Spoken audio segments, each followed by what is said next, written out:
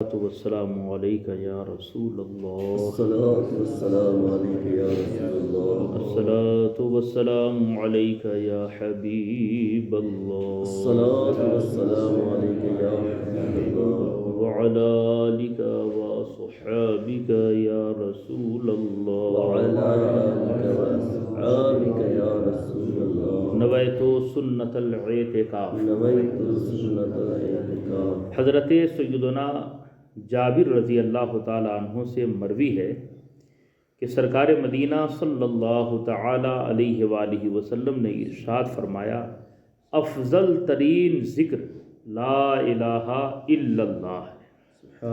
یہ ترمذی شریف کی حدیث پاک ہے۔ لا الہ الا اللہ یہ افضل ترین ذکر ہے، اور جب بھی آپ باوضو ہوں تو کلمہ شریف تو ضرور پڑھ لینا چاہیے۔ ایک مرتبہ اگر کوئی بندہ مومن پورا کلمہ طیبہ شریف لا الہ الا اللہ محمد رسول اللہ صلی اللہ تعالی علیہ وآلہ وسلم جب پڑھتا ہے تو اس کو کتنی فضیلتیں اور کیسی برکتیں حاصل ہوتی ہیں، یہ حدیث پاک دیکھیں۔ پیارے آقا صلی اللہ تعالی علیہ وآلہ وسلم کا ارشاد عالی وقار ہے، جو شخص باوضو لا الہ الا اللہ محمد الرسول اللہ صلی اللہ تعالی علیہ وآلہ وسلم پڑھے گا، اللہ تبارک و تعالی اسے 12 کرامتیں عطا فرمائے گا۔ ایک مرتبہ کلمہ طیبہ شریف باوضو پڑھے، کتنی برکتیں حاصل ہوں گی اس کو؟ 12 برکتیں، 12 کرامتیں اسے حاصل ہوں گی۔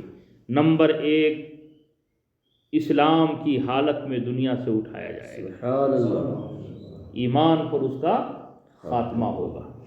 نمبر 2، جاکنی کی سختی اس پر آسان ہوگی، موت کے وقت اسے تکلیف نہیں ہوگی۔ نمبر 3، اس کی قبر روشن ہوگی، قبر میں نور ہوگا، روشن ہوگی اس کی قبر۔ نمبر 4، منکر نکیر اس کے پاس اچھی صورت میں آئیں گے۔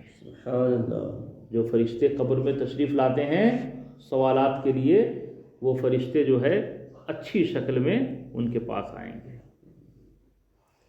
نمبر 5، قیامت کے دن شہداء کے ساتھ اس کو نام اعمال دیا جائے گا، شہداء کرام کے صف میں جو ہے اسے کھڑا کیا جائے گا۔ اور نمبر 6، میزان عمل میں اس کی نیکیوں کا پلہ بھاری ہوگا۔ نمبر 7، پل صراط پر بجلی کی طرح گزر جائے گا۔ یاد رکھیے گا، پل صراط جو شخص پار کرے گا وہی جنت میں جائے گا، اور جو گرے گا وہ جہنم میں جائے گا۔ جہنم کے اوپر واقع ہوگی یہ پل صراط۔ تو جو شخص کلمہ طیبہ شریف باوضو پڑھتا ہے وہ پل صراط پہ بجلی کی طرح، جیسے بجلی چمکی اور غائب ہوئی، اس طریقے سے ایک دم جلدی سے جو ہے وہ ایک دم فاسٹ گزر جائے گا پل صراط سے۔ نمبر 8، اس کے جسم کو اللہ تعالیٰ دوزخ پر حرام کر دے گا، اس کا جسم جہنم میں نہیں جلایا جائے گا۔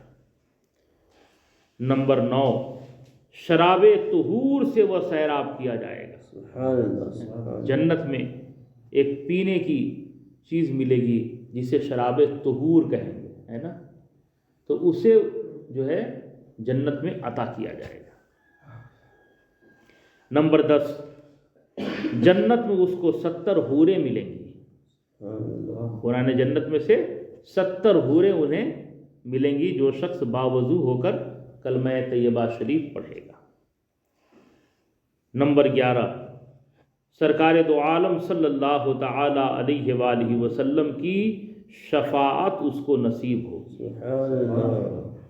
اور نمبر 12، اللہ تبارک و تعالی کا دیدار اس کو حاصل ہوگا، اللہ کا دیدار وہ اپنے ماتھے کی نگاہوں سے قیامت کے دن کرے گا۔ دوسری حدیث پاک دیکھیں، حضرت سیدنا انس بن مالک رضی اللہ تعالی عنہ فرماتے ہیں کہ جب یہ حدیث، کون سی حدیث؟ جو ابھی آپ نے سنا کہ جو شخص باوضو ہو کر کے کلمہ شریف پڑھے گا اس کو یہ 12 کرامتیں حاصل ہوں گی۔ جب یہ حدیث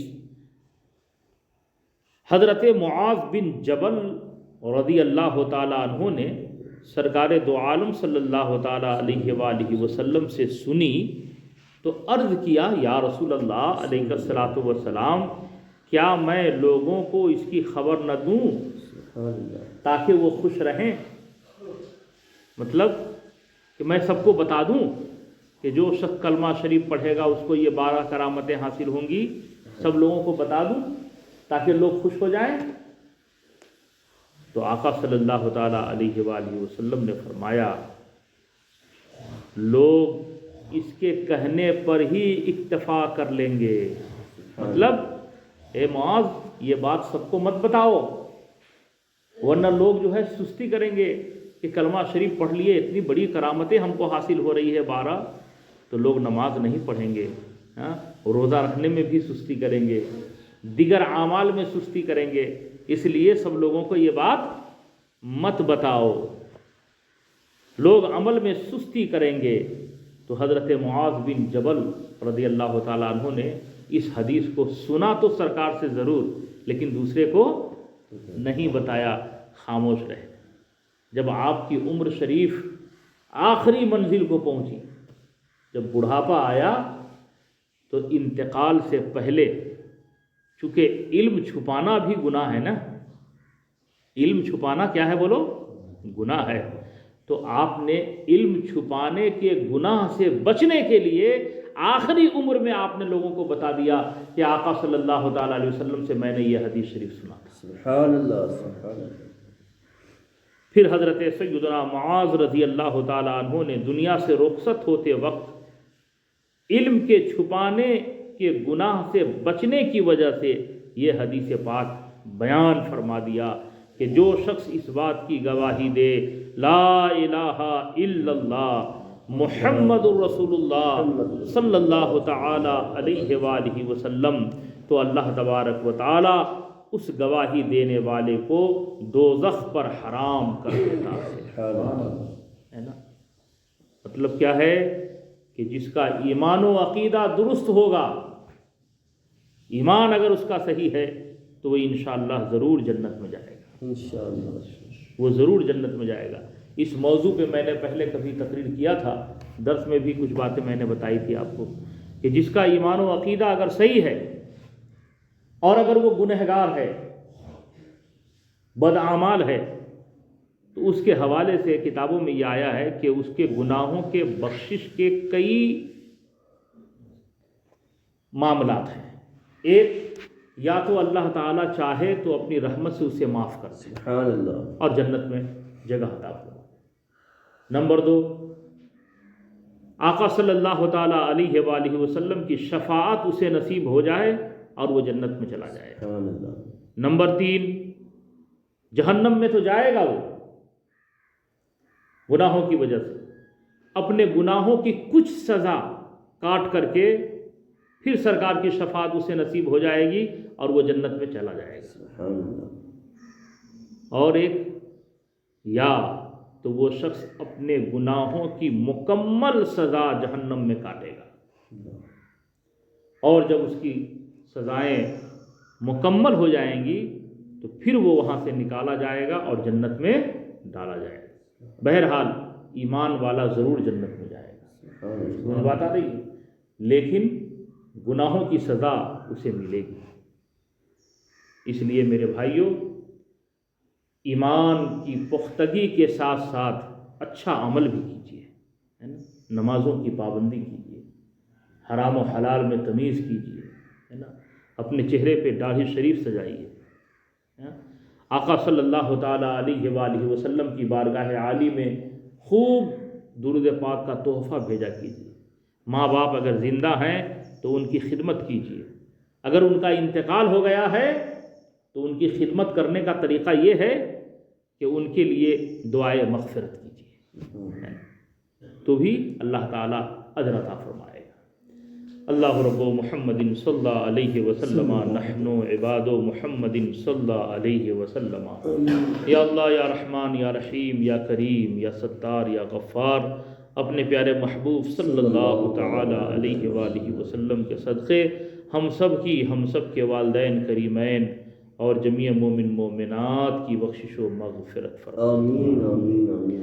یا اللہ ہم سب کے تمام گناہ صغائر و کبائر کو معاف فرما۔ آمین۔ یا اللہ مذہب اہل سنت والجماعت مسلک اعلیٰ حضرت پہ چلنے کی توفیق عطا فرما۔ آمین۔ تمام گمراہ بد دین بد مذہبوں سے صلح کلیوں سے بچنے کی توفیق عطا فرما۔ یا اللہ دارین کی نعمتیں اور رحمتیں برکتیں عطا فرما۔ یا اللہ ایمان و عقیدے کی سلامتی کے ساتھ حج کی سعادت نصیب فرما۔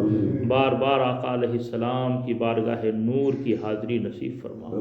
یا اللہ ہم سب کو مولا کریم دارین کی نعمتیں اور رحمتیں برکتیں عطا فرما۔ یا اللہ ایمان پہ خاتمہ نصیب فرما۔ ان اللہ و ملائکتہ یصلون علی النبی یا ایہا الذین آمنوا صلوا علیہ وسلموا تسلیما۔ اللہم صل علی سیدنا اللہ رب محمد صلی اللہ علیہ وسلم نحن عباد محمد صلی اللہ علیہ وسلم۔ سبحان ربک رب العزة عما یصفون وسلام علی المرسلین والحمد للہ رب العالمین بحق لا الہ الا اللہ محمد رسول اللہ صلی اللہ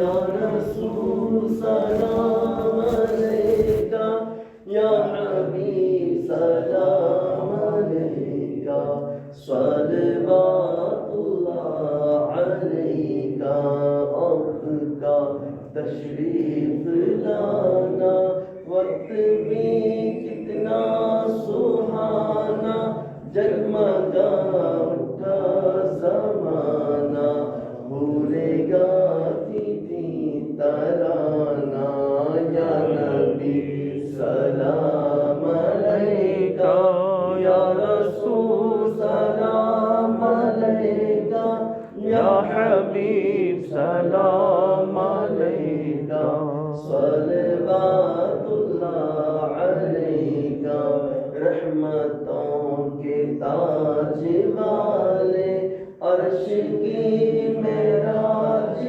والے دو جہاں کے راج والے آسیوں کی لاج والے یا نبی سلام علیکہ یا رسول سلام علیکہ یا حبیب سلام علیکہ صلوات اللہ علیکہ۔ الصلاة والسلام علیک یا رسول اللہ، الصلاة والسلام علیک یا حبیب اللہ، وعلی آلک وصحابک یا رسول اللہ، صلی اللہ تعالی علیہ وآلہ وسلم۔ اللہ رب محمد صلی اللہ علیہ وسلم نحن عباد محمد صلی اللہ علیہ وسلم۔ سبحان ربک رب العزة عما یصفون وسلام علی المرسلین والحمد للہ رب العالمین بحق لا الہ الا اللہ۔ اللہ رب محمد صلی اللہ علیہ وسلم نحن عباد محمد صلی اللہ علیہ وسلم۔ اللہ رب محمد صلی اللہ علیہ وسلم نحن عباد محمد صلی اللہ علیہ وسلم۔